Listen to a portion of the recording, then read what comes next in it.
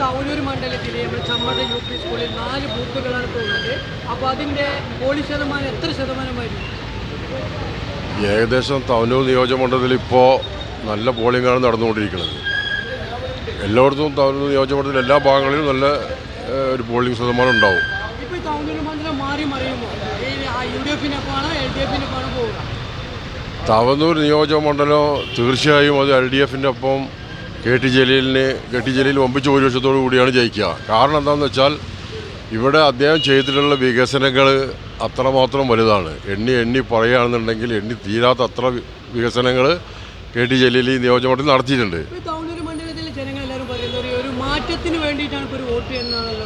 അത് ഇതിൻ്റെ മുന്നേ നേരത്തെ ഫിറോസ് വന്നപ്പോഴും പല ആളുകൾ വന്നപ്പോഴും ഒക്കെ ഇതേ സംസാരങ്ങളാണ് നേരത്തെ ഉണ്ടായത്. പിന്നെ ജലീൽ തോൽക്കും. എന്നിട്ട് എന്താ ഉണ്ടായത്? ജലീൽ വമ്പിച്ച ഭൂരിപക്ഷത്തിൽ ഇവിടെ ജയിക്കുകയാണ് ഉണ്ടായിട്ടുള്ളത്. ആ വക സംസാരങ്ങൾ ഇപ്പോഴും പറയുന്നേ ഉള്ളൂ, ജലീലേ ജയിക്കുള്ളൂ.